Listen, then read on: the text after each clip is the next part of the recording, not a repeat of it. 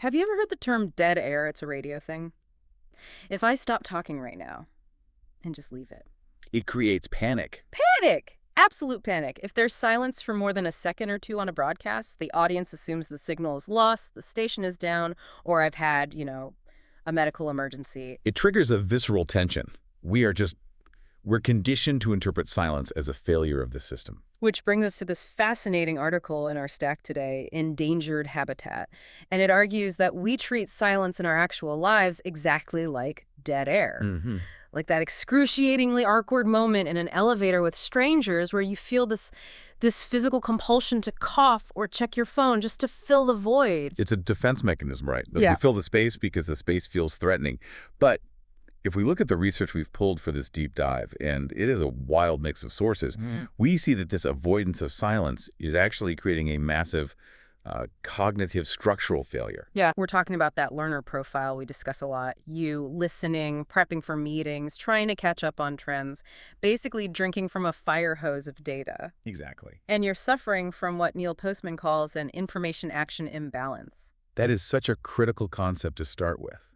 Postman argues that historically, information was tied to action. You learned it might rain, so you fixed the roof. Right, cause and effect. But today, we are flooded with information wars across the globe, the intricacies of the economy, a celebrity scandal that we can't actually do anything about. So we're just drowning in data with no outlet for it. Precisely. And it creates this low-level, constant hum of anxiety. Yeah. We are, in a very real sense, over-informed and underactive. So the mission for today is to build an antidote.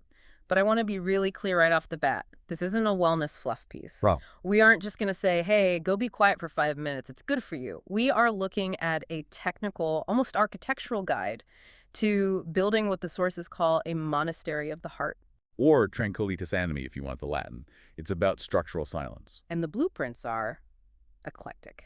We've got 16th century Jesuit manuscripts from Ignatius of Loyola. We have Quaker practices of living silence. Then you throw in the medieval mysticism of Hildegard of Bingen and top it off with hard modern data on digital fasting. It sounds like the seating chart for the world's most confusing dinner party. It does, but they all converge on the exact same message. Okay, let's get into the how. We've organized this into 4 distinct phases found in the texts: the exterior setup, the interior battle, the deep dive, and maintenance. Let's start with phase 1, the exterior setup. In the tradition, this is called ascetic silence. Okay, I have to stop you on the word ascetic because when I read that in the source material, I immediately pictured a guy in a burlap sack living in a cave. It feels extreme. It is extreme, but in a very functional way. See, Ignatius of Loyola doesn't frame this as relaxation. He frames it as chivalric renunciation. Chivalric renunciation. That sounds like I need a sword and a horse. What does that actually mean for someone with a 9-to-5 job? It means it's a noble battle. In the 16th century, retreating into silence wasn't about getting a spa treatment. It was about stripping away the noise of the past, your own disordered history, so you could actually hear something new. So it requires courage. It requires courage, exactly. Okay, but let's translate that courage to 2026. The source, Endangered Habitat, talks about a digital fast experiment with students, and when they were told to renounce their phones to perform this chivalric act, their reaction wasn't noble at all. It was pure misery. Oh, it was genuine withdrawal. The students reported feeling phantom limb sensations. They felt isolated, anxious, even physically ill. Wow. And that's why Ignatius calls it renunciation. You are cutting off something that you've come to rely on to prop up your sense of self. So the pain is the proof that it's working. In a way, yes. If it doesn't hurt to turn off the noise, you probably weren't addicted to it. But, and this is the headline from that study, those who pushed through that initial agony, they didn't just find peace. They reported ecstatic creativity. So you have to break the addiction to get the breakthrough. Okay, practically speaking, looking at our sources, how do we set this stage? Because most of us don't have a monastery wing in our house. You need a container. The sources are surprisingly specific about this. It's not just whenever you find the time. It's a specific time, early morning, or your lunch break, in a specific place. I loved the quote from the Desert Fathers, Abba Moses. He says, "Go sit in your cell, and your cell will teach you everything." It's a powerful line, isn't it? But again, cell. I don't have a cell. I have a messy living room and an open-plan office. A cell is just a confined space where you're alone with yourself. For a modern listener, your cell might be your car, parked in the driveway for 10 minutes before you go inside. Or a park bench. A park bench, it might even be the bathroom stall at work if that's the only door you can lock. That's a grim image, hiding in the bathroom. But it's practical. Hildegard of Bingen, our medieval polymath, calls this descending into ourselves. She viewed it as isolating oneself from noise pollution to refocus on vital energy. The location matters less than the intentionality of it. Okay, so let's say I found my cell, I'm in my car, parked around the corner, phone is in the glove box, I'm ready for peace. But then, phase 2 starts. The interior battle. Because just because the car is quiet doesn't mean I am. And this is where 90% of people quit. The sources call this internal noise. You sit down, and suddenly your brain becomes the loudest room in the world. It's not just random thoughts, though, is it? The No. texts talk about disordered attachments and the cacophony of past transgression. That's the cringe reel. Oh, totally. Yeah. I sit in silence for 30 seconds, and suddenly I'm remembering something stupid I said to a waiter in 2014. Why does that happen? Because the noise of daily life usually suppresses those thoughts.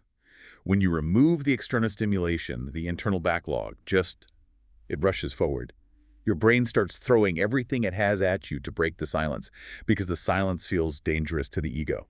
So what's the move? Do we fight it? Do we try to force the mind to be blank? No, and that's the biggest mistake beginners make. You cannot force your mind to be quiet. We have this great advice from Baltazar Alvarez, a Jesuit spiritual director. He uses a lightning analogy. I remember this. He says distractions are like flashes of lightning in the sky. Right. They appear, Yeah. and then they disappear.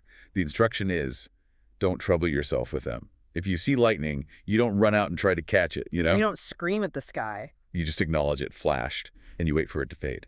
There was another analogy in there about a concert that I found really helpful. You're at a symphony, it's beautiful music, but someone in the row behind you has a coughing fit. Right. If you turn around and shush them or start obsessing over how rude they are, you miss the music.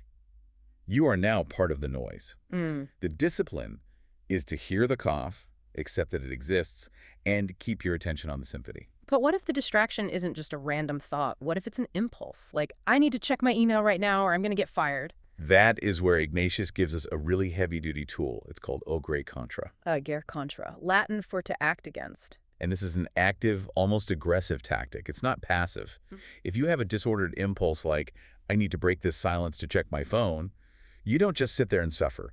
You actively press in the opposite direction. So if my brain says, get up, this is a waste of time, cut the session short, a ger contra means I stay an extra minute longer than I planned. Exactly. You lean into the discomfort. You punish the impulse by doing the opposite. It turns the silence from a waiting game into a strength training session for your will. That feels like a workout. It is. It's mental athletics. Now, the sources also offer some physical hacks for this phase, because sometimes your brain is just too loud for mental tricks. Let's talk about the breathing. Yes, the Yahweh prayer is mentioned in the mystical text. It's deceptively simple, but it's physically very effective. You inhale on sound, Yah, And exhale on way. and you just repeat it. It anchors the mind to the breath. But there's a second layer mentioned, and the hands. Palms down, palms up. This one felt very specific, palms down on your knees to release. It's a somatic cue, a physical cue. You put your palms down and physically say, I'm letting go of the deadline, I'm letting go of the anxiety. Then you turn your palms up, To receive. I am open to peace.